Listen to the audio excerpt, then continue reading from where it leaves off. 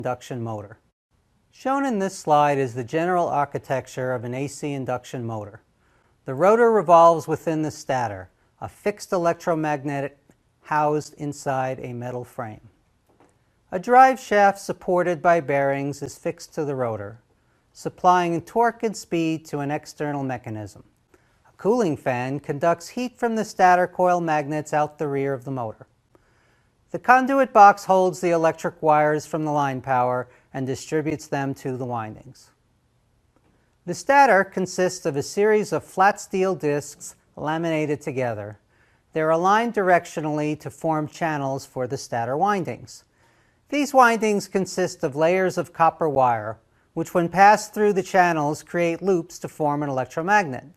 The pattern of coil windings in the stator determines the number of poles for the motor, an even number usually between 2 and 12. The rotor channels consist of solid bars of copper or aluminum. These bars are connected to rings at the front and back of the rotor, which creates a continuous high current conducting loop.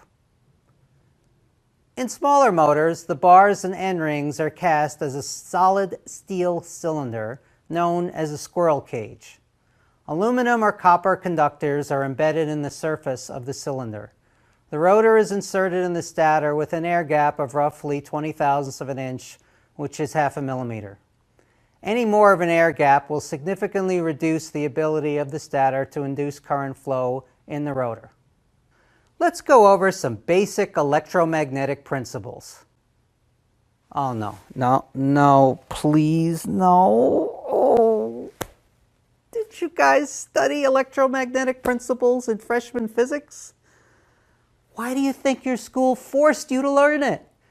Because they knew that someday, maybe in the distant future, you were going to study actuators in a Coursera class. Of course, Coursera didn't even exist before the year 2012. In the old days, professors like me looked out on a vast gallery of comatose students when we lectured, and that's if they showed up at all.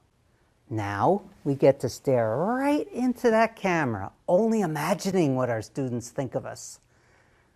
But on second hand, it's probably better for us not to know what's going out there on the web.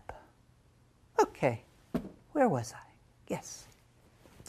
Recall that when an iron rod is suspended freely in a magnetic field, it will align itself with the field. If that field is rotating, the iron rod will rotate with the field, so as to maintain alignment with it. You can create a rotating magnetic field from fixed stator poles by driving each pole pair from a different phase of the alternating current supply. With three-phase AC power, you create a three-phase AC motor. The stator windings induce current in the rotor windings, avoiding the need for a direct electrical connection from the power source to the rotor. Let's go through how torque is applied to the rotor. The stator carries the primary windings, and its windings are directly connected to the power source. The three field windings are out of phase by 120 degrees with each other. As current applied to pole pair A, in other words phase 1, passes its peak and begins to fall, the magnetic flux induced in winding A weakens. Current in the winding of pole pair B, in other words phase 2, rises along with its induced magnetic flux. Current through the winding of pole pair C, in other words phase 3, is negative, but it is tending positive along with its magnetic flux. As a result, a magnetic flux wave is set up.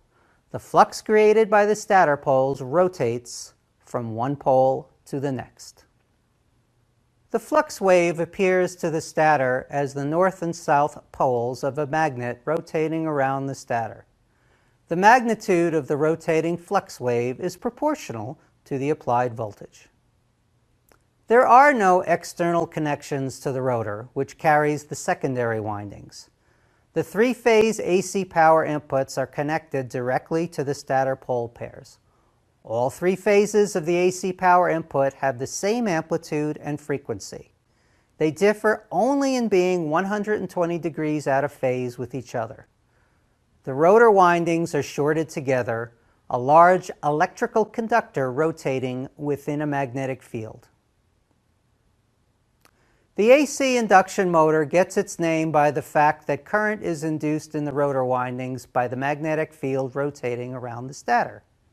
Torque is induced in the rotor by the reaction between the induced rotor current and the rotating magnetic flux. Recall what I said a half a dozen slides ago. If an iron rod is suspended freely in a magnetic field, it will align itself with the field. If that field is rotating, the iron will rotate with the field. In an AC induction motor, the rotor is analogous to the iron rod. Recap. Now you know how a three-phase AC induction motor works. In the next video, we will define the various specifications of that motor so you will know how to shop for one.